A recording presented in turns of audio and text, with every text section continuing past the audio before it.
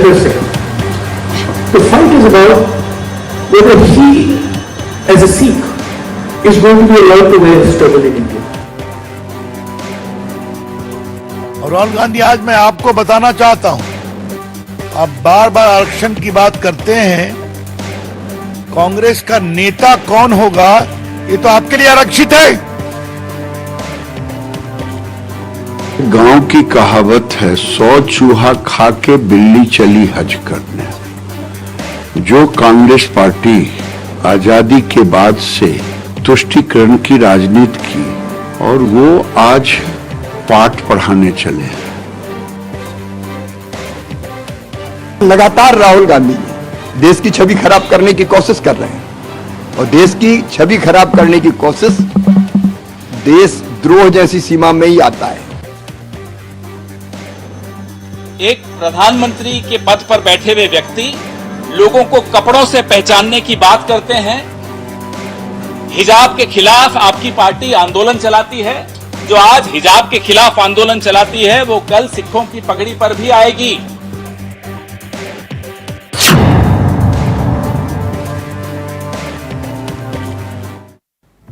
तो विदेश में बयान और देश में तूफान, सियासी तूफान।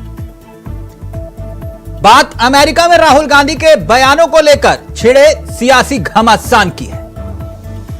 वैसे तो राहुल गांधी के बयानों को लेकर कल भी बहस हो रही थी और आज भी हो रही है। वॉशिंगटन पहुंचते पहुंचते राहुल गांधी के बयान भी कुछ बदले बदले से हैं। पहले की बहस थी जहां वो चीन की तारीफ कर रहे थे। भारत में स्किल को समान नहीं मिलने को लेकर बहस हो रही थी और चीन की तारीफ। लेकिन अब बात और बहस आरक्षण, चुनाव के नतीजों और सिखों की धार्मिक आजादी को लेकर राहुल गांधी के बयान पर है। लेकिन बहस की शुरुआत से पहले जरा समझते हैं कि राहुल गांधी ने क्या क्या कहा और उस पर क्या क्या प्रतिक्रिया है। जैसे कि राहुल गांधी ने कहा 2024 के नतीजों को लेकर, यहीं से शुरुआत करते हैं। राहुल गांधी ने 2024 के नतीजों पर कहा कि मुझे नहीं लगता कि निष्पक्ष चुनाव होते तो बीजेपी 240 सीट जीत पाती। चुनाव आयोग पर जो कहा वो आपके सामने, चुनाव आयोग वही कर रहा था जो बीजेपी चाहती थी। आरक्षण पर बोले, आरक्षण खत्म करने के बारे में तभी सोचेंगे जब भारत में सबको समान मौका मिलेगा। जाति जनगणना पर बोले कि भारत में 90% लोगों की सरकार में सिर्फ 10% हिस्सेदारी। इतना नहीं, यूसीसी के बयान पर कहा कि अभी टिप्पणी नहीं करूंगा। राहुल गांधी ने पीएम मोदी पर कहा कि मैं नरेंद्र मोदी के दृष्टिकोण से सहमत नहीं हूं, लेकिन मैं उनसे नफरत नहीं करता। फिर कहा कि हमने पहले भी गठबंधन सरकार चलाई है, आगे भी ऐसा कर सकते हैं। वहीं शिवराज सिंह चौहान आए, बोले कि राहुल गांधी भारत जोड़ो यात्रा निकाली लेकिन देश को नहीं जोड़ पाए, समझ नहीं पाए। अनुराग ठाकुर ने भी वार किया, लेकिन दिलचस्प बात यह कि मायावती सामने आई और कहा कि कांग्रेस सत्ता में आते ही SC ST OBC आरक्षण खत्म कर देगी। राहुल गांधी के एक के बाद एक बयानों पर छिड़ा विवाद। चीन, स्किल, आरक्षण, सिखों की धार्मिक आजादी और चुनाव आयोग। अब दो महत्वपूर्ण बिंदु इसमें, आरक्षण और सिखों की धार्मिक आजादी। अब इन्हीं बयानों को लेकर सियासी तूफान छिड़ा हुआ है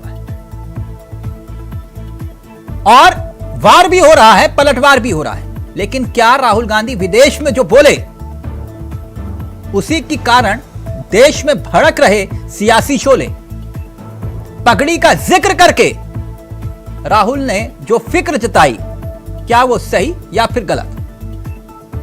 क्या वाकई में विदेश में राहुल गांधी ने देश का अपमान किया?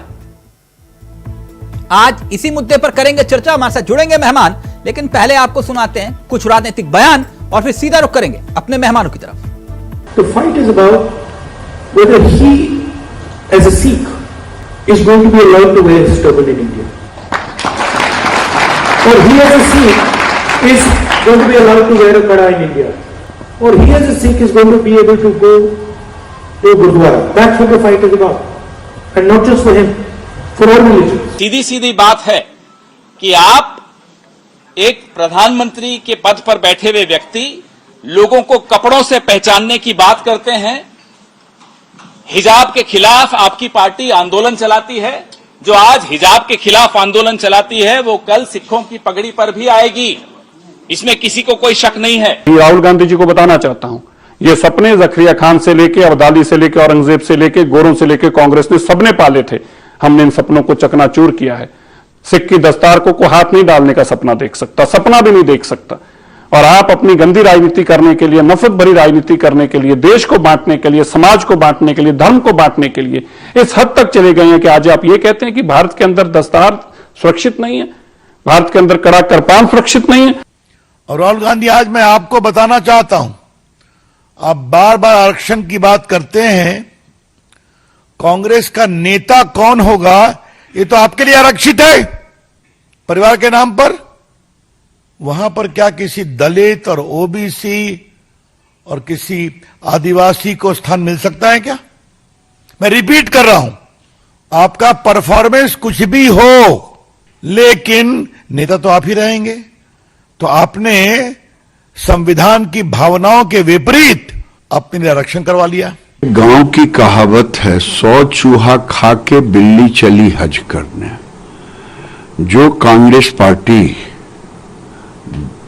आजादी के बाद से तुष्टीकरण की राजनीति की और वो आज पाठ पढ़ाने चले हैं, तो मेरे यहां कहावत है, जो अज्ञानी ज्यादा होते हैं वो अपने ज्ञान का प्रदर्शन ज्यादा करते हैं। यही राहुल गांधी है। एक कांग्रेस पार्टी थी जिसने बाबा साहब भीमराव अंबेडकर को समिति का अध्यक्ष बना के देश के लिए एक लिखा कानून, रिटन लॉ, एक रिटन कॉन्स्टिट्यूशन दिया। उसमें अगर दलितों का, शोषित समाज का आरक्षण किसी ने दिया तो वो कांग्रेस पार्टी ने दिया और आज उसी की बदौलत है। इस समय जब भारतीय जनता पार्टी आरक्षण समाप्त करने की लड़ाई लड़ रही थी तो हम संविधान बचाने की लड़ाई लड़ रहे थे पिछले चुनाव में। लगातार राहुल गांधी जी देश की छवि खराब करने की कोशिश कर रहे हैं और देश की छवि खराब करने की कोशिश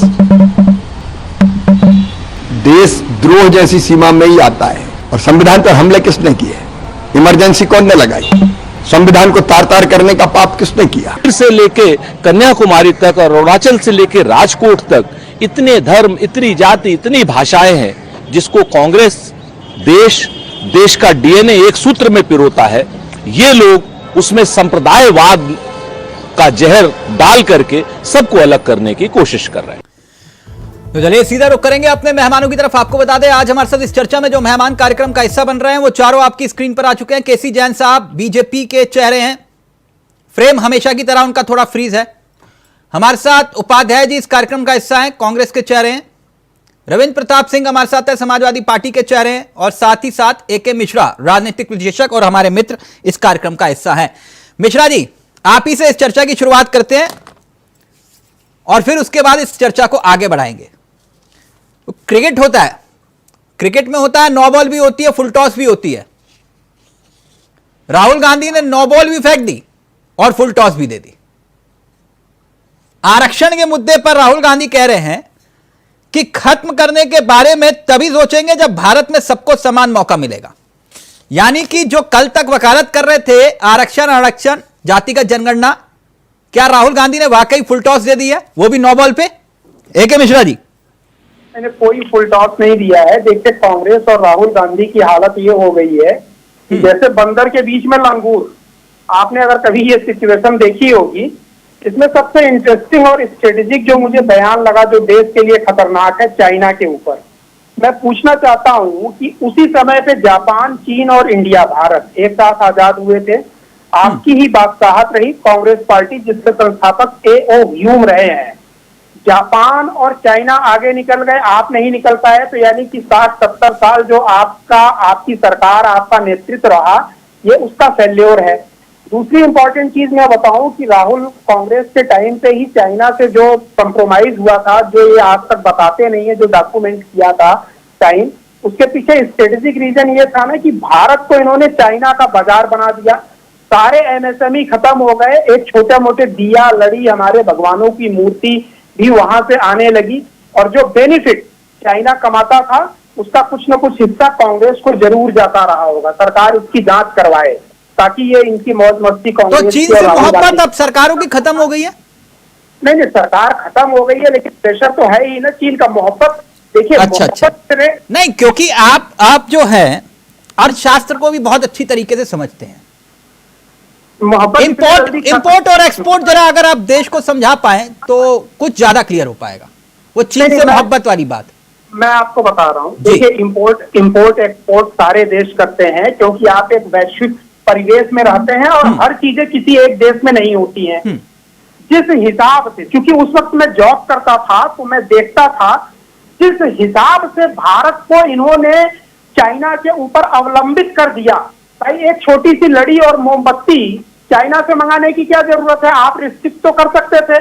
दूसरा एक घटना मैं बताता हूं, मैंने पढ़ा था बिजनेस वर्ल्ड, बिजनेस टुडे कहीं पढ़ा नहीं, अभी इंपोर्ट एंड एक्सपोर्ट बहुत रविंद्र प्रताप जी पढ़ाएंगे आपको, क्योंकि वो भी थोड़े बहुत जानकार हैं। एक मिनट, अभी मेरा विषय एक मिनट, वो आरक्षण वाला मसला। मिश्रा जी थोड़ा जल्दी, अभी उपाध्याय जी भी। हाँ, तो आरक्षण वाला जो मसला है, क्या राहुल गांधी ने वाकई फुल टॉस दे दी है बीजेपी को? मिश्रा जी। नहीं, इन्होंने फुल टॉस बीजेपी को नहीं दिया है आरक्षण वगैरह का। राहुल गांधी के जितने भी स्टेप, जितने भी बयान है, ये नो बॉल पे अपनी पार्टी को ही वो कर रहे हैं। अभी आप देखिए, इन्होंने दिया, मायावती का क्या बयान आ गया, सेल्फ गोल करने में राहुल गांधी बड़े अच्छे फुटबॉल के प्लेयर हैं, सेल्फ गोल करने में बड़े माहिर हैं। उपाध्याय जी, सेल्फ गोल है, ए.के. मिश्रा कह रहे हैं सेल्फ गोल है। आरक्षण वाली बात जैसे ही आपने बोली वैसे ही मायावती सामने आ गई। चावला जी नमस्कार, आप सभी पैनलिस्ट भाइयों को भी नमस्कार जी। देखिए, ये सेल्फ गोल हम लोग नहीं करते हैं। आप बताइए राहुल जी ने क्या गलत बात कही? उन्होंने कहा समानता आने तक सबको शैक्षिक अवसर की समानता, राजनीतिक अवसर की समानता, नौकरी रोजगार में समानता जब आ जाएगी तो विचार होगा, देखा जाएगा। नहीं, विचार होगा ना, आप बात बदल रहे हैं। मैं पढ़ देता हूं, आरक्षण खत्म करने के बारे में तभी सोचेंगे जब भारत में सबको समान मौका मिलेगा। यानी कि आप आरक्षण खत्म करने के पैरोकार हैं। जी सुनिए क्या चावला जी, पहले समानता को आने दीजिए। ये समानता कैसे आएगी? आरक्षण का लाभ कितने लोगों को मिला, कितना आगे आए? ये जातिगत जनगणना करा नहीं रहे। तो आप आरक्षण खत्म करने के पैरोकार हैं ना? देखिए भाई, पैरोकार मैंने ये नहीं कहा, उन्होंने कहा इस पर विचार होगा कि कितना और देने की जरूरत है, किसको और शामिल करने की जरूरत है। देने की नहीं, वो कह रहे हैं कि खत्म करने के बारे में तभी सोचेंगे जब भारत में सबको समान मौका मिलेगा। वो खत्म करने की बात कर रहे हैं। मालूम है ना, आरक्षण के आ से भी सियासत दौड़ने लगती है। आप तो खुलकर आरक्षण की बात कर रहे हैं। अरे चावला जी, राहुल गांधी जी तो आरक्षण देने वाले हैं, उससे पैरोकार हैं, वो जातिगत जनगणना की मांग इसीलिए कर रहे हैं। ओहो, आप आरक्षण देने वाले हैं। कर्नाटक में आपने आरक्षण दे दिया। अच्छा चावला जी, ये बताइए 50% की टैक्स सीमा तोड़ने के लिए राहुल जी जातिगत जनगणना, आप सत्ता में थे तो उसके बिना तो आरक्षण, तो फिर वो कहाँ है वो जातिगत जनगणना के आंकड़े? देखिए राहुल जी उस पर कई बार कह चुके हैं। राहुल जी सत्ता में नहीं थे, कांग्रेस पार्टी थी, 11 में हुई, ठीक है उसको। अच्छा, तो मतलब आप ये कह रहे हैं कि राहुल गांधी के पास कोई अधिकार, कोई पावर नहीं थी उस वक्त? राहुल जी या गांधी नेहरू परिवार 89 के बाद किसी पद पर नहीं रहा है, न उस पर प्रधानमंत्री के पद पर, न मंत्री के पद पर, कहीं नहीं। अच्छा, तो क्या सिर्फ उनके पास वो अधिकार था कि वो एक सरकार का अध्यादेश उठाकर सबके सामने फाड़ सकते थे, इसके अलावा उनके पास कोई अधिकार नहीं था? राहुल जी की देन है कि किसानों के आज जमीन अधिग्रहण में 4 गुना दाम मिल रहे हैं। राहुल जी की देन है कि आज अगर वो कुछ बोलते हैं। एक मिश्रा, आप मुस्कुरा क्यों रहे हैं, मैं जान सकता हूँ? ए.के. मिश्रा जी मुस्कुरा रहे हैं, मैं वजह पूछ रहा था। मैंने शुरू में ही बोला था कि बंदरों के बीच में लंगूर वाली हालत है। हमारे कांग्रेस के जो प्रवक्ता है ना, इन लोगों की मजबूरी ये होती है कि राहुल गांधी कुछ भी बयान दे दे, क्योंकि राजनीति से जुड़े हैं, पार्टी से जुड़े हैं, तो हर हाल में फेवर करेंगे। यही बयान जरा अखिलेश यादव से दिलवाइए आरक्षण पे, लालू यादव से जरा दिलवाइए। मायावती सबसे पहले आ गई हैं।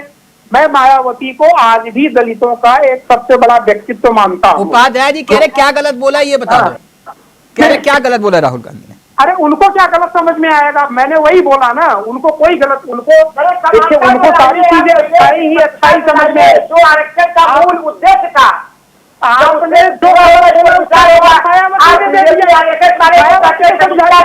सही बोला, जनगणना मत कराइए, आप मायावती को समझा दीजिए कि आपने के द्वारा आरक्षण खाने का प्रयास किया। आप मायावती को समझा दीजिए कि आपने आरक्षण का घोटाला किया और फिर उनको सुप्रीम कोर्ट भेजवा दिया कि मामला फंस जाए। सरकारी कंपनियां बेच दिया उसे, सरकारी नौकरियों में आरक्षण का लाभ था, जिसको तो आप राहुल या भारतीय जनता पार्टी, राहुल गांधी के जितने बयान हैं सुन लीजिए, सभी कंपनियां बेच दी, कहाँ से आरक्षण मिलेगा? राहुल जी कह रहे हैं 3 महीने 4 महीने खोए रहे, 4 महीने बाद इनका सपना टूटा। अरे 90 सीट का मतलब प्राइम मिनिस्टर बनना नहीं होता है। 4 महीने तक तो राहुल गांधी और कांग्रेसी लोग उनको प्राइम मिनिस्टर समझते रहे। 4 महीने बाद जब सपना टूटा है तब उनको ख्याल आया अरे यार अभी तो मैं 250 सीट पीछे हूँ सरकार बनाने के लिए, तो अब चलो करो, अब क्या करो, तो उलूल जुलूल हिंदू धर्म। एक के मिश्रा ने एक बात बड़ी दिलचस्प कही ए के मिश्रा ने। मिश्रा जी ये कह रहे हैं, रविंद्र प्रताप जी कह रहे हैं जो बयान राहुल गांधी ने बोला है वही अखिलेश यादव से बुलवा दो आरक्षण को लेकर।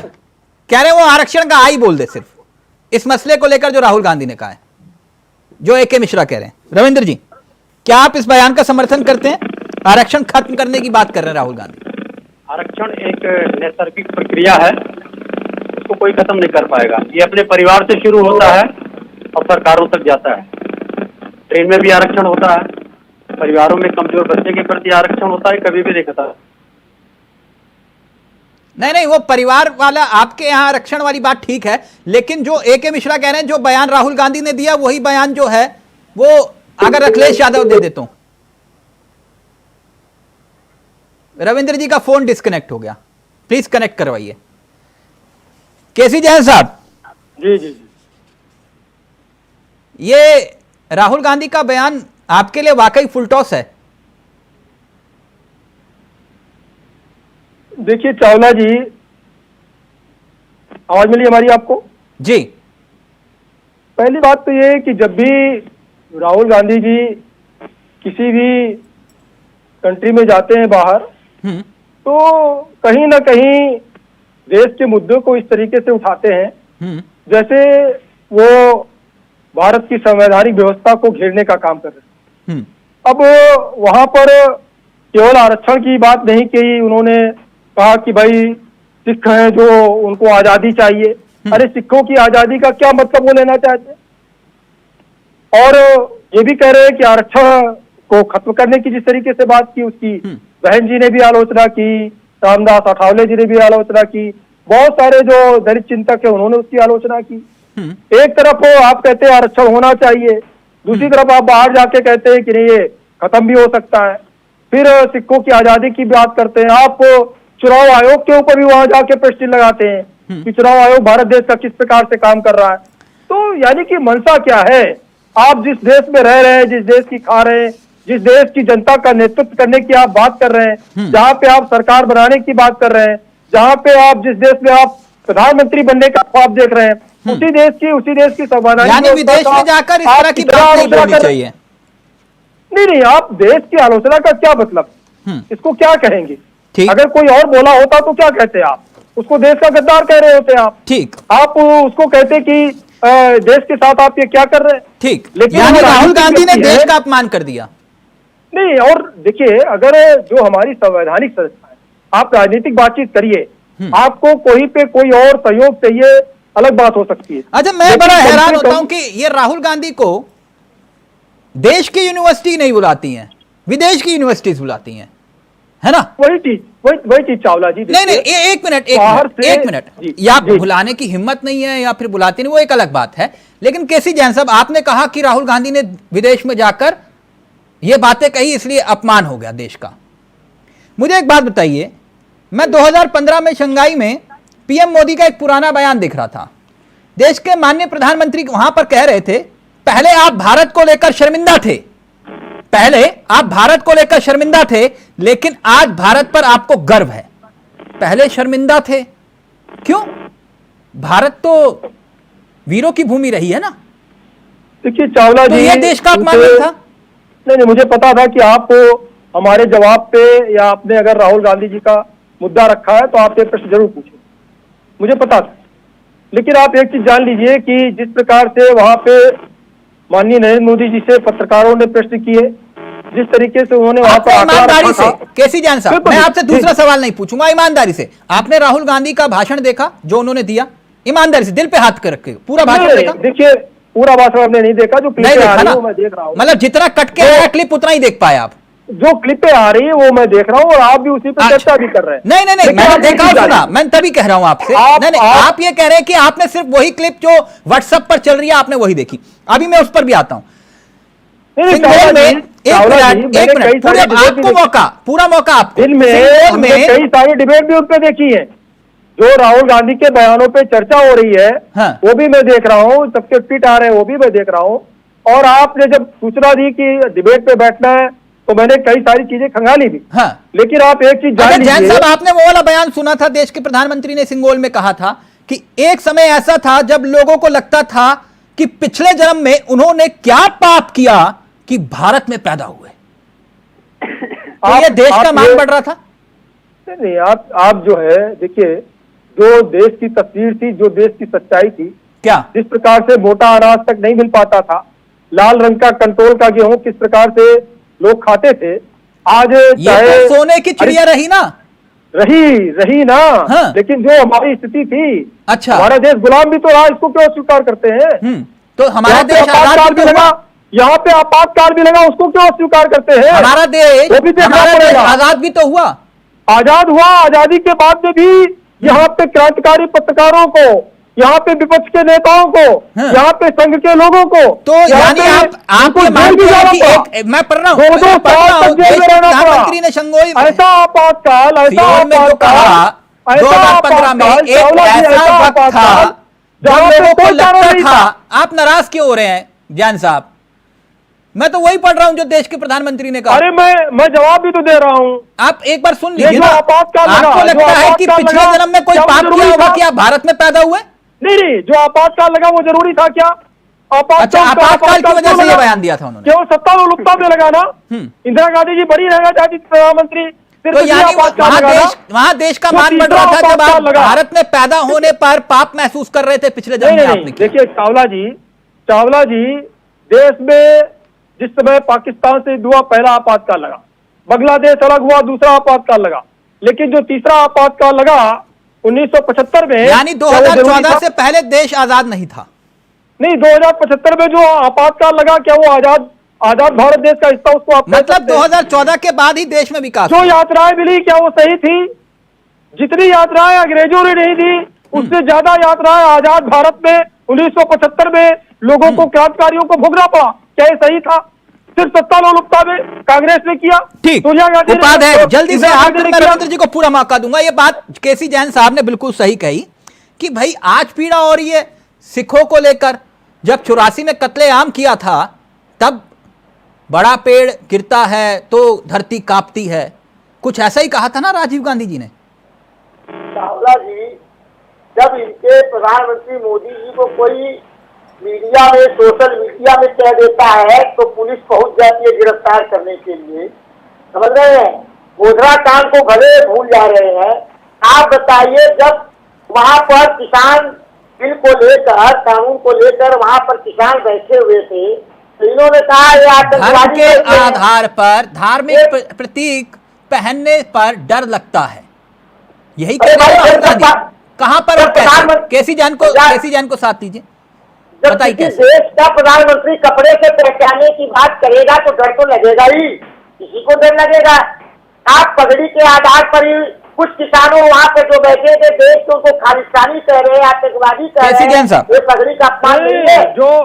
जो आज आपको सिखों की याद आ रही है, सिखों की आजादी की बात कर रहे हैं, कौन सी आजादी की बात कर रहे हैं?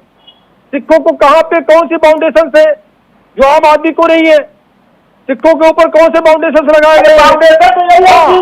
इंदिरा गांधी जी की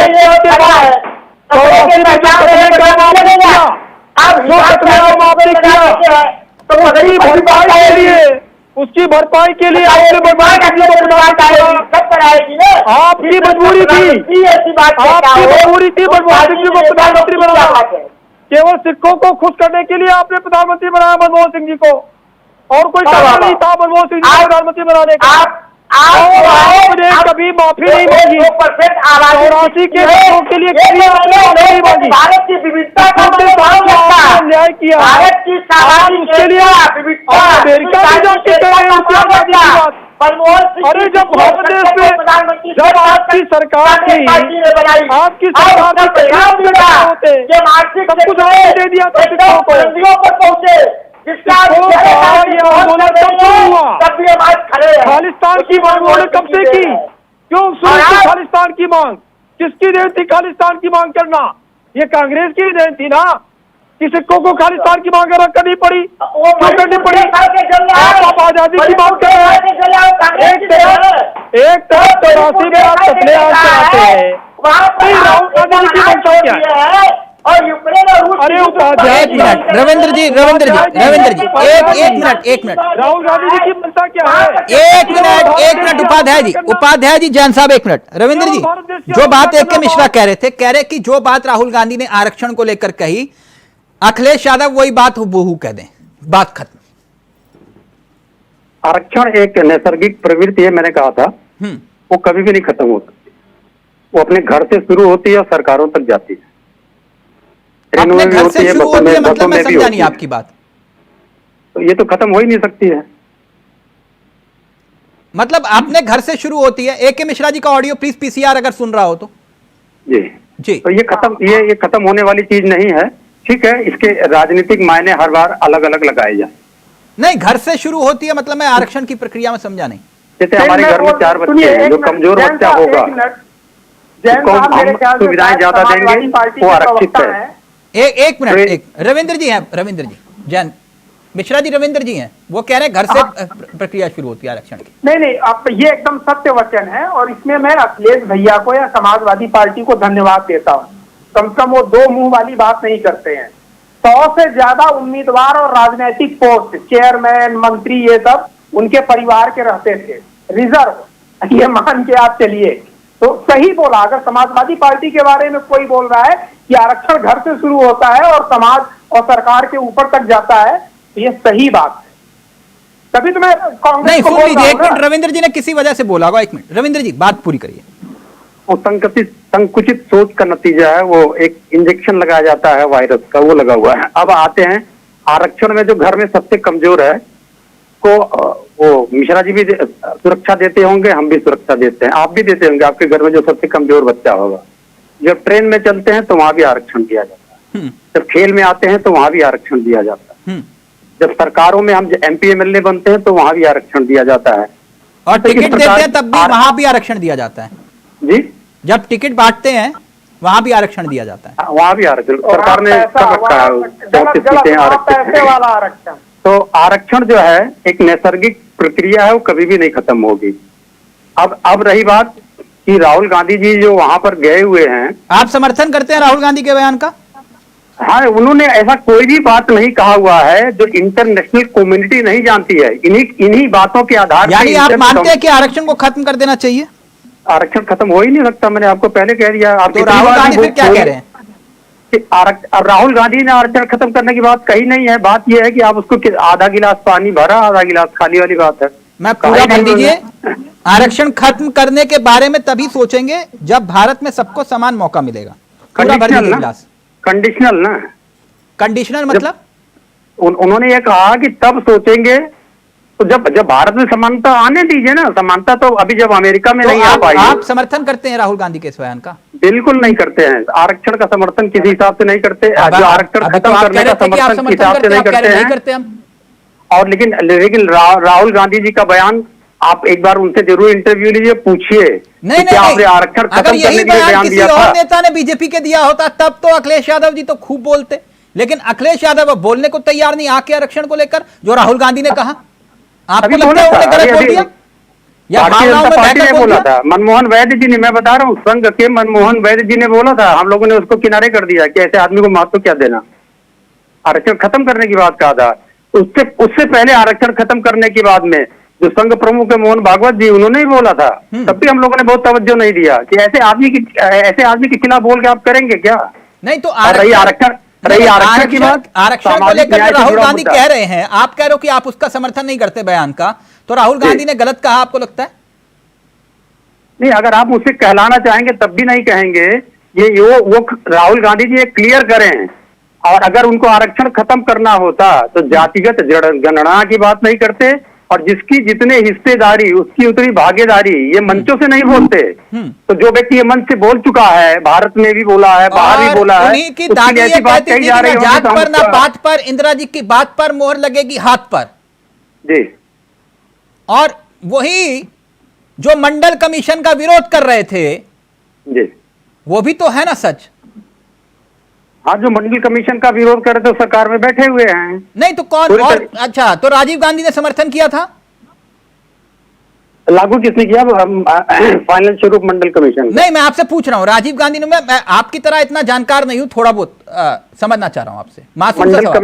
मंडल कमीशन जब बीजेपी के हमारे प्रधानमंत्री लेके आए वीपी सिंह साहब। नहीं, वीपी सिंह लेकर आए तो तब राजीव गांधी ने समर्थन किया था, मैंने आपसे सिर्फ ये पूछा। राहुल गांधी मत बोलिए क्योंकि पर्सनल होगा वहां जहां पे समर्थन राजीव गांधी मैंने पूछा सर, देश के पूर्व प्रधानमंत्री राजीव गांधी, माननीय राजीव गांधी समर्थन कर रहे थे तब? नहीं, तो राहुल गांधी जी के राजीव गांधी जी के टाइम में लागू कहाँ हुआ सर? विश्वनाथ प्रताप जी के टाइम में लागू हुआ। सर आप मुझे घुमा रहे हैं, मैंने आपसे सिर्फ इतना पूछा कि क्या राजीव गांधी मंडल कमीशन का समर्थन कर रहे थे?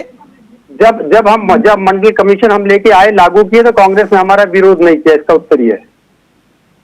अच्छा, तो राजीव गांधी ने कोई विरोध नहीं किया था मंडल कमीशन का? तब राहुल गांधी जी थे, सॉरी राजीव गांधी ने कोई विरोध नहीं किया था मंडल कमीशन का? सर जब हमने लागू किया 1990 में, तब मिश्रा रिएक्ट करना चाह रहे हैं। मिश्रा जी आज रविंद्र जी है ना, घुमा रहे हैं आज मामला जो है राहुल गांधी ने ऐसे गेर पे अटका दिया कि ना इधर ना उधर। नहीं, राहुल गांधी वाकई में खुद कंफ्यूज हैं और अपने बयानों से अपने समर्थकों, अपने पार्टी के नेताओं, देश को, पूरी दुनिया को गुमराह करते रहते हैं। आपने एक चीज बड़ा बढ़िया बोला था, इंडिया में यूनिवर्सिटीज उनको नहीं बुलाती हैं।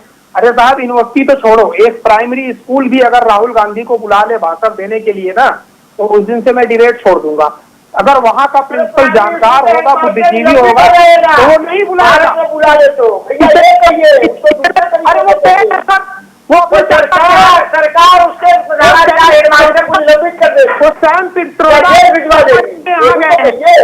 राहुल गांधी अमेरिका नहीं गए हैं, सैम पित्रोदा अपने चाचा जी के यहाँ, जो उन्होंने ऑर्गेनाइज किया है फंक्शन, सब कुछ पेड है। हमसे पूछिए, सब कुछ पेड है। अच्छा, आपको पता है? आप पता है क्या सवाल पूछने हैं, क्या जवाब देने हैं, वो भी पेड है। गलती से किसी प्रकार तो ये तय होता है कि आम काट के खाते हो या चूस के, हैं? ये तय होता है? नहीं, आप कैसे भी खाइए। नहीं, तो ये आप कह रहे हो कि पेड़ है वहाँ, ये आपको कैसे जानकारी? नहीं, चावला जी मेरी बात सुनिए, आपने जो एक शब्द, एक लाइन बोला ना, काट के खाते हैं या चूस के खाते हैं, आपको नहीं पता होगा। आप किसी खाना के विशेषज्ञ या आयुर्वेद को बुलाइएगा, किसी फल को काट के खाने और चूस के खाने में उसके गुण, मेरी दिलचस्पी नहीं है मिश्रा जी, ये पत्रकार अगर ये सर एक मिनट प्लीज, उपाध्याय जी इसका उत्तर दीजिए। जो बात ए.के. मिश्रा कह रहे हैं कि राहुल गांधी को चीन पसंद क्यों है, राहुल गांधी जब भी विदेश जाते हैं तो चीन की प्रशंसा क्यों करते हैं, इसका उत्तर चाह रहे हैं मिश्रा जी। बताइए, जो चीन की प्रशंसा उनके मैन्युफैक्चरिंग क्षेत्र में जो उपलब्धि प्राप्त की है उस संदर्भ में किया, तो उसी तरह हम लोगों को भी मैन्युफैक्चरिंग में उन्नति करनी चाहिए। हम तो असेंबल करते हैं सामान ला लाकर, और यहाँ पर कंपनियों को बेचते चले जा रहे हैं, हमारा उससे रोजगार भी खत्म हो रहा है। तो और उसके बाद राहुल जी ने झूला नहीं झुलाया था, राहुल जी ने तो विरोध किया था जब चीन की सेना भारत में घुसी थी, और हमारे प्रधानमंत्री कहे नहीं, कोई नहीं घुसा। बाद में इन्हीं के मंत्रियों ने कहा कि हाँ चीन ने इतना हुआ, हमने वापस दे दिया। जब जो वापस गए नहीं है, हमारे कई दर्जन जवान शहीद हो गए, लेकिन चीन घुसा हुआ है। अभी प्रधानमंत्री कहते नहीं, चीन नहीं घुसा हुआ है। नहीं, चीन क्यों इतना पसंद है? चीन की प्रशंसा क्यों करते हैं आप? कहा पसंद है? चीन की उन्नति के बारे में उन्होंने कहा कि वो चीन उन्नति कर रही है, इधर 11 साल से है। भारत उन्नति नहीं कर रहा, भारत विकास नहीं कर रहा। भारत बहुत विकास किया, लेकिन जब यूपीए कांग्रेस की और हम लोग इंडिया गठबंधन के सहयोग की सरकार, अच्छा, तो आपकी सरकार में ही विकास हुआ, कोई भ्रष्टाचार नहीं हुआ। हमारे सरकार में आरक्षण का परीक्षण हुआ, परमाणु परीक्षण हुआ, सभी मिसाइलों का परीक्षण हुआ, हमने हरित क्रांति लाई, खाद्यान्न के क्षेत्र में आत्मनिर्भर नहीं, हमने निर्यात करने लगे। ये सब क्या है भैया? विकास ही है ना। हमने जो शिक्षा के क्षेत्र में, साक्षरता के क्षेत्र में, हम गरीबी रेखा के बाहर 30 करोड़ लोगों को निकाला, ये है उसको और अंदर धकेल दिया। 30 करोड़ लोगों को अंदर कर दिया, 80 करोड़ अब खाद्यान्न जो है दे रहे हैं तो जी रहे हैं बेचारे। और हमारी सरकार में कहीं थोड़ी होती थी कि कोई अपने अस्पताल का पैसा देने के लिए अपने बच्चे को बेच रहा है। अभी उत्तर प्रदेश में जो है कुशीनगर की घटना आप देखे होंगे, कितनी दर्दनाक भयानक है कि हमारा एक व्यक्ति बेचारा 4000 रुपया देने के लिए अपने बच्चे को बेच रहा है। ये सब कभी होता था? अच्छा, तो मतलब चीन जो है आपकी नजर में आइडियल है, मतलब ऐसा देश होना चाहिए चीन के जैसा? नहीं, आर्थिक उन्नति के क्षेत्र में वो जिस तरह से निर्माण के क्षेत्र में, मैन्युफैक्चरिंग के क्षेत्र में कंपनियों को, लेकिन जो बात रविंद्र जी कह रहे हैं कि राहुल गांधी को ये स्पष्ट करना चाहिए आरक्षण को लेकर जो उन्होंने बात बोली, यही कह रहे थे ना रविंद्र जी कुल मिलाकर? नहीं, मैंने कहा कि आप लीजिए और उनसे स्पष्ट करिए। वो तो सटायर किया था उन्होंने, सटायर है वो, चीन पे भी सटायर ही है जो आपने कहा। उपाध्याय जी जल्दी से, फिर मैं जैन साहब आपके पास आ रहा हूँ। हाँ, तो बताइए क्या इस संदर्भ में पूछ रहे हैं? राहुल आरक्षण को लेकर स्टैंड क्लियर है ना आपका कि वक्त आएगा तो खत्म कर देंगे? अरे राहुल जी तो और 50% ऊपर बढ़ाने की बात करते हैं, आप पैसा आरक्षण खर्च करने की बात करते हैं। पहले समानता को लाइए।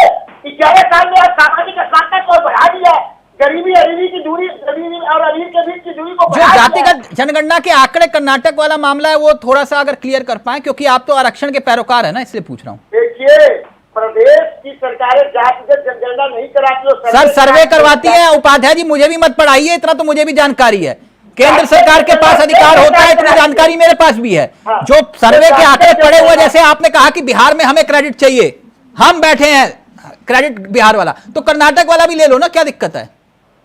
तो भैया कर्नाटक में क्या नहीं हुआ? जातिगत जनगणना की जो है पहले केंद्र में करा दे, पूरे देश का मालूम हो जाएगा। अच्छा, ओके, राज्य की जरूरतें नहीं है। ओके होगा और उसमें आर्थिक भी कराना है, किसके पास कितने ठीक, समझ गया उपाध्याय जी। मीठा गप कड़वा थू। ओके, केसी जैन रहेंगे अब, सिर्फ केसी जैन साहब, आप कह रहे हैं कि राहुल गांधी ने सिखों का अपमान कर दिया, यही कह रहे हैं ना? नहीं, देखिए चावला जी, दरअसल क्या है कि भी आदरणीय मिश्रा जी ने जो बात कही कि दरअसल कांग्रेस कंफ्यूज है। नहीं, राहुल गांधी ने सिखों का अपमान किया, आप कह रहे हैं? मैं बता रहा हूँ, कांग्रेस किसी मुद्दे पे टिक नहीं पा रही है और उसको एन केन प्रकार सत्ता चाहिए, लेकिन कांग्रेस की मंशा ये स्पष्ट हो गई है कि कांग्रेस चाहती है कि आरक्षण समाप्त हो भारत देश।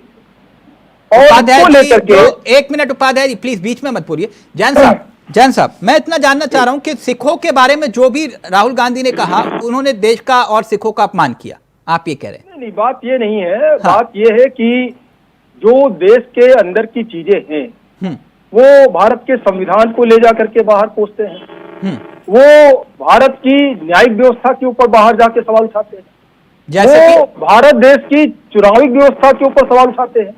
जैसा कि उन्होंने पहले भी कहा था कि यहाँ पे जो चुनाव आयोग है वो दबाव में काम करता है, यहाँ पे न्यायपालिका सरकार की दबाव में काम करती है, यानी कि आप अपनी जो संवैधानिक व्यवस्थाएं हैं उनका माखौल उड़ाने का काम करते हैं। और जो आरक्षण को लेकर के भारत देश में जब आप होते हैं तब आप कहते हैं जाति जनगणना होनी चाहिए, हम आरक्षण के पक्ष में। वही जब आपकी जो वास्तविक मंशा है कांग्रेस की, जब बाहर कहीं पे इंटरव्यू होता है कोई आरक्षण वाले मसले पर मैं आपसे चर्चा करूंगा, कर भी रहा हूं, वो स्पष्ट कर देते हैं कि आरक्षण नहीं होना चाहिए, आरक्षण खत्म होना चाहिए। सिखों वाला जो मसला है जिसको लेकर आप अपनी नाराजगी जता रहे हैं, राहुल गांधी ने, आप ये कह रहे हो कि गलत बोला? नहीं, देखिए राहुल गांधी ने वहां पर जिस प्रकार से कहा, अपमान किया सिखों को मुक्ति चाहिए, नहीं वो एक नया मुद्दा छेड़ रहे हैं। नया मुद्दा छेड़, लेकिन एक बात, एक अस्थिरता पैदा कर रहे हैं। अच्छा, अस्थिरता पैदा कर रहे हैं। मुझे एक बात बताइए, आज आपको पीड़ा हो रही है कि सिखों का अपमान किया जा रहा है या पगड़ी की बात की जा रही है, मुझे एक बात बताइए, जब किसान आंदोलन हो रहा था और किसान धरने पर थे और उसमें किसान कई ऐसे थे जो सिख थे और उन्हें खालिस्तानी बोला जा रहा था, तो क्या उनका मान बढ़ाया जा रहा था? देखिए, उसके कौन कह रहा बाद था में खालिस्तानी? नहीं, उसमें से कई सारे लोग ऐसे भी गिरफ्तार हुए जो दूसरे देशों का झंडा लहरा रहे थे। आप सिखों को अगर खालिस्तानी साबित कर रहे हैं या साबित करने की कोशिश कर रहे हैं, तो या आप समझ नहीं रहे सिख कम्युनिटी को?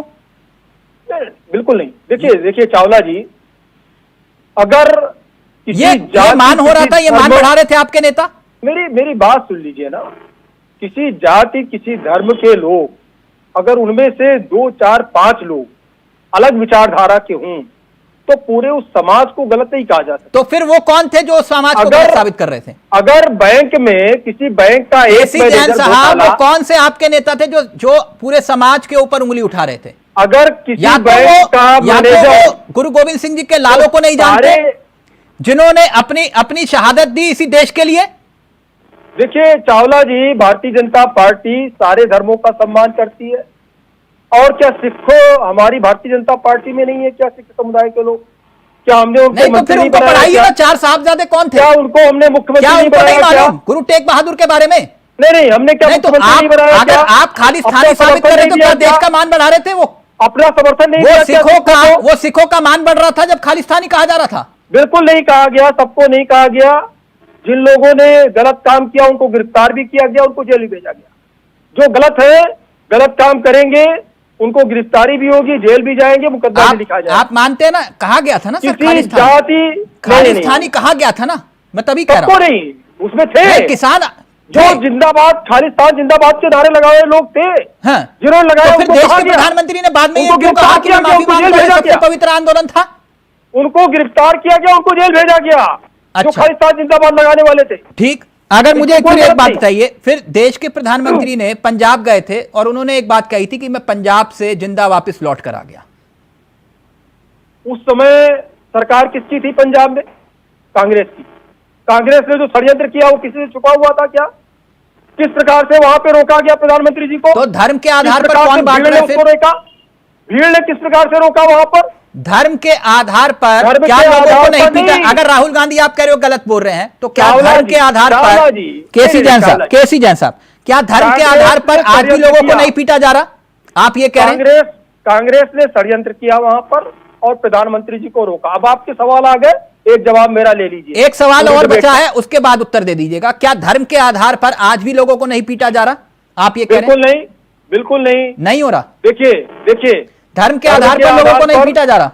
देखिए जहां पर हमारी सरकारें हैं, जिन स्टेटों में हमारी सरकारें हैं, किसी भी प्रकार का कोई भेदभाव नहीं है। धर्म के आधार पर नहीं पीटा जा रहा। अगर कहीं पे कोई घटना सामने आती है, उस पर त्वरित एक्शन होता है, आप कह रहे हो कि कहीं नहीं पीटा जा रहा, धर्म के आधार पर लोगों को पीटा जा रहा है कि नहीं? कार्रवाई होती, बिना भेदभाव के कार्रवाई होती। अगर कोई गलती करेगा तो कार्रवाई होगी, लेकिन धर्म के आधार पर लोगों को पीटा जा रहा है जैन साहब की नहीं? देखिए चावला जी, जो विषय आप लेके आए उस पर आप मेरा जवाब क्यों नहीं रहे? सबसे आप जवाब ले रहे हैं, मेरा भी जवाब ले लीजिए 1 मिनट।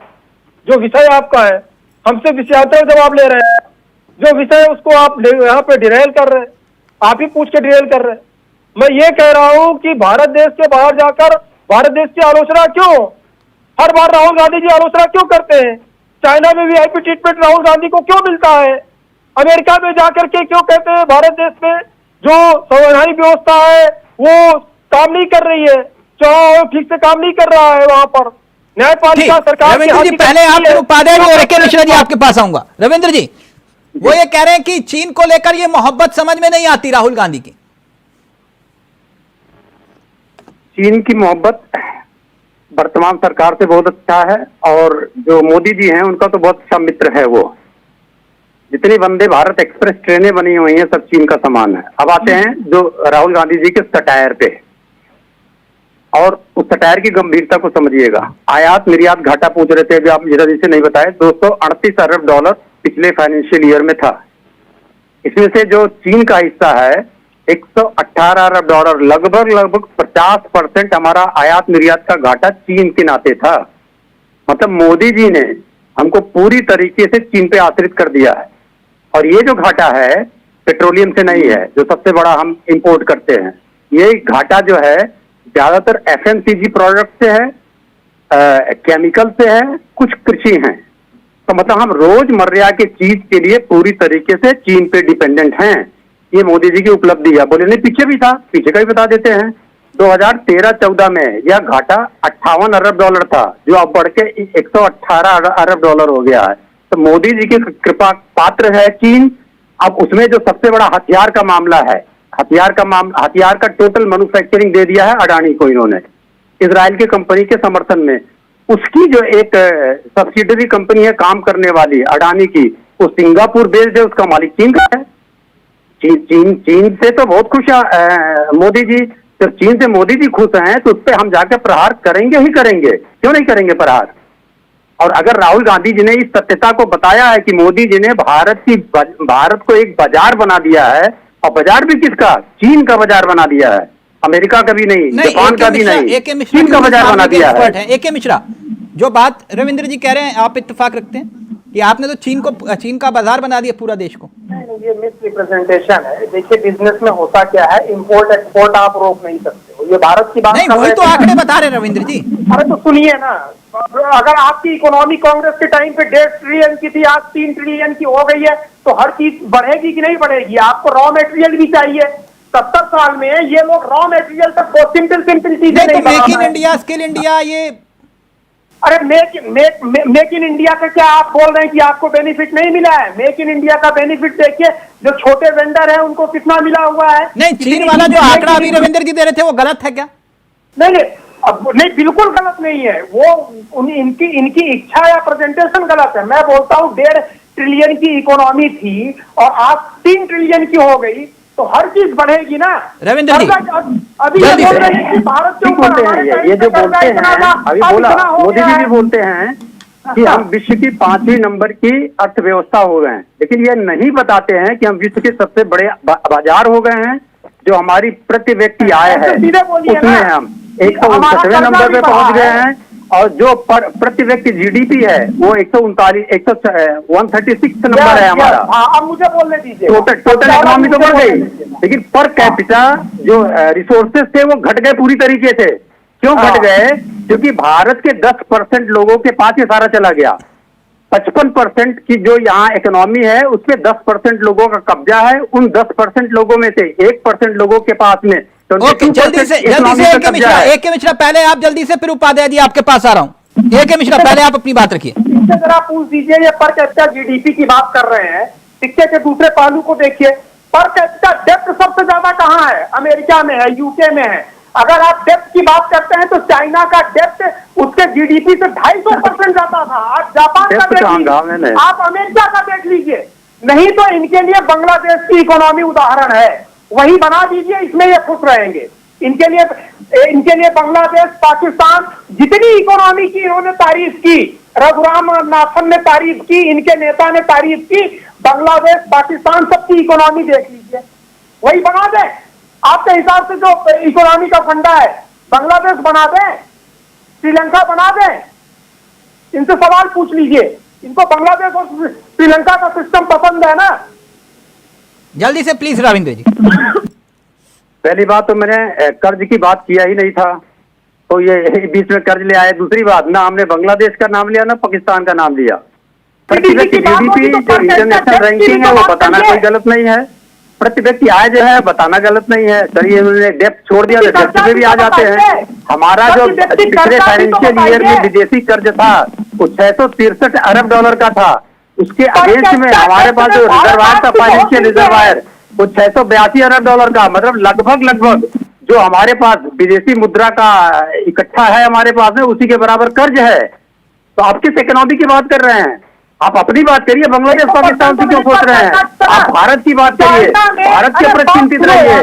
भारत में जो कब्जा कर रहा है विदेशी मार्केट, और फिर आपने इतना पैसा खर्च कर दिया मैन्युफैक्चरिंग सेक्टर में, आत्मनिर्भर होने में, सब चीजों में इतना पैसा खर्च कर दिया, तो रिफ्लेक्ट क्यों नहीं कर रहा है? भारत कर्जदार क्यों होता चला जा रहा है? एक मिनट पहले उपाध्याय जी, ये विषय बहुत गंभीर है, इस पे आंकड़ों पर चर्चा होनी चाहिए। लेकिन उपाध्याय जी, मुझे एक बात बताइए, जो नैरेटिव पिछले 1 साल से आप लोग बनाने की कोशिश कर रहे थे, मुद्दा अखिलेश यादव का था, आप लोगों ने मुद्दे की धार देखी, समझा और आपने कहा कि नहीं यही है, इसी को पकड़ लो, आरक्षण, जातिगत जनगणना। हर मंच पर, हर चौराहे पर, हर किसी से पूछा, अब पत्रकारों से भी पूछ लिया पकड़ के, इधर आओ तुम्हारी जात क्या, पहले ये बताओ, और फिर सवाल पूछना। किसी ने कहा ब्राह्मण, तो उन्होंने कहा ना, पहले वो SC ST वाले लेकर आओ, फिर ये इस टाइप का मामला था। लेकिन अब राहुल गांधी जो बात कह रहे हैं, आपको नहीं लगता कि जो माहौल और जो नैरेटिव आप लोगों ने बनाया था, उस पूरे नैरेटिव की हवा निकल सकती है? जी कोई हवा नहीं निकलेगी। लोग सोचेंगे कि राहुल जी समानता की बात करते हैं, निष्पक्षता की बात करते हैं, 50% टैक्स को बाहर ले जाने की बात करते हैं, और उन्होंने कहा कि दलित के में 5 पैसे पहुंच, आदिवासियों को पहुंच रहे हैं 1 रुपए में, 100 रुपए में, और पिछड़ों को 10 रुपए पहुंच रहे हैं। ये तो भागीदारी की बात उन्होंने कर रही है। तो किसके पास संसाधन है, इससे तो लोग जान रहे हैं कि राहुल जी कितनी जानकारी है। देश के जो है वंचित समुदाय के लोग हैं, उनको आगे लाना चाहते हैं, और उन्होंने कहा कि आरक्षण के एक माध्यम है, हम तमाम और कोशिश करना चाहिए जिससे वंचित समाज के लोग जो है उच्च समाज के बराबरी में आए।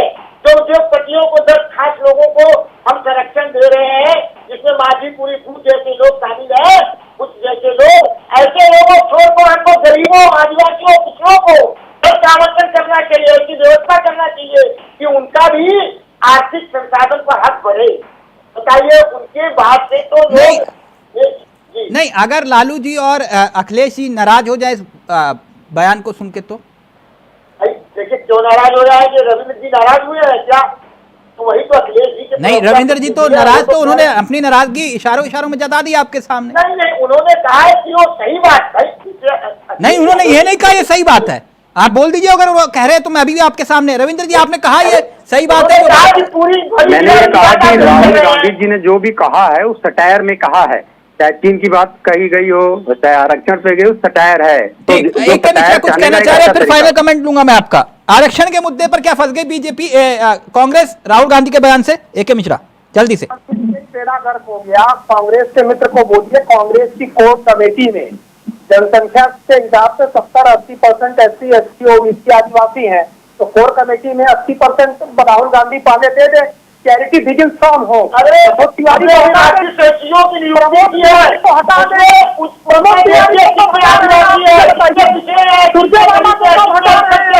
हरियाणा को बताइए हमारा हाल का देख लीजिए, जो हरियाणा में बीमारी हुई है नहीं मिल रहा है, जो राहुल जी कहते हैं कि भागीदारी है, हमारे लिए क्या है? तो परेशान किया है आप लोग, तिवारी को बैठाए, हमारे इसकी जितनी भागीदारी शुरू करें, आप कहना पड़ता है। अब हम लोगों को 2-2 प्रस्तावों से जो है भेजना पड़ता है। खड़गे जी को बना दिए होते हैं, खड़गे जी को क्यों नहीं बनाया? आरक्षण भारतीय जनता पार्टी के प्रवक्ता है, खड़गे जी को LOP क्यों नहीं बनाया? विपक्ष का नेता क्यों नहीं खड़गे जी को बनाया? भैया वो LOP किसको बने? वो राष्ट्रीय अध्यक्ष है। क्या करते हैं? ये तो हमारी पार्टी विस्तार कर रही है। LOP किसको बनाएंगे? मिश्रा जी, आप फिर अगर वो LOP खड़गे जी बनते तो आप कहते कि भैया अध्यक्ष खुद बन रहे, है ना? अब वो तय आप करेंगे कि LOP कौन बनेगा? नहीं, मैं नहीं, अपने इनके सिद्धांत करेंगे। कांग्रेस का सिद्धांत है कि आरक्षण दिया जाना चाहिए, नहीं ठीक, प्राथमिकता पे देना चाहिए। हमने राष्ट्रीय सचिव को नियुक्ति किया, उसमें सबकी भागीदारी है कि नहीं? आप एक मिनट मिश्रा जी और उपाध्याय जी प्लीज, अभी 1 मिनट। सर, वो अपराधियों की जाति ढूंढ रहे हैं मिश्रा जी, आप बात कर रहे हो, अपराधियों से पूछ रहे हैं कि भैया पहले इसका आधार कार्ड चेक करो और फिर गोली मारो, है ना? पहले देख लो कि किस जात का है, फिर गोली मारो, पहले आधार चेक करो। वो सामने से गोली मार रहा है तो तब भी वो जो है पुलिस को हाथ जोड़े कि भैया पहले आधार कार्ड दिखाओ, गोली बाद में मारना, फिर देखेंगे किस जात के हो फिर मारेंगे, है ना? आजकल तो अपराधी की जात हो रही है चेक, कहां मिश्रा जी आप उसमें उलझ रहे हैं? जी अपराधी तो छोड़िए, अखिलेश भैया तो पत्रकार की जात पूछते हैं जवाब देने के पहले। हाँ, कौन बिरादर, मिश्रा हो, पांडे हो, तिवारी हो, और गलती से वो मुसलमान निकल गया तो झेप गए। जिस देश में मुख्यमंत्री राजनेता पत्रकारों से सवाल का जवाब देने के पहले जात पूछते तो इनकाउंटर। ये जो आरक्षण वाला मसला है, केसी जैन साहब, आपको लगता है कि राहुल गांधी ने बयान देकर जो है, और आप लोगों ने भी तुरंत लपका, रविशंकर प्रसाद भी आए, उन्होंने परिवार का भी जिक्र किया, आरक्षण का भी जिक्र किया, लेकिन एक बात मुझे बताइएगा, ये आरएसएस में 7 सरसंचालक हुए, आप आरक्षण की बात कर रहे हैं, मैं इसलिए ये बात कर रहा हूं, आरएसएस में 7 सरसंचालक हुए, 6 ब्राह्मण हुए, क्या वहां भी सीट आरक्षित है? देखिए चावला जी, वास्तविकता तो यह है कि संघ में पता ही नहीं चलता कौन किस जाति का है। अच्छा, जाति तो आगे जो सरनेम है वो तो गायब ही हो जाता है। अच्छा, आने के बाद तभी ये 100 साल में 7 सरसंचालक हुए और 6 ब्राह्मण हुए। नहीं, कितने दलित हुए?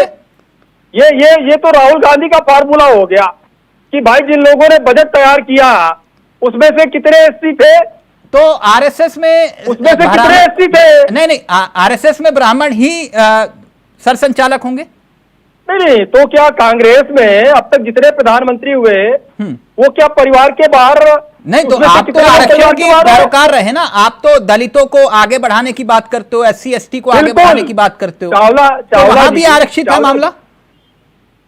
चावला जी देखिए, सही बात तो यह है कि कांग्रेस नहीं चाहती कि आरक्षण व्यवस्था लागू, कांग्रेस चाहती है, मैं आपसे पूछ रहा हूं, आरएसएस आरक्षण ही समाज होना चाहिए, जातिगत जनगणना कराई, इन्होंने जातिगत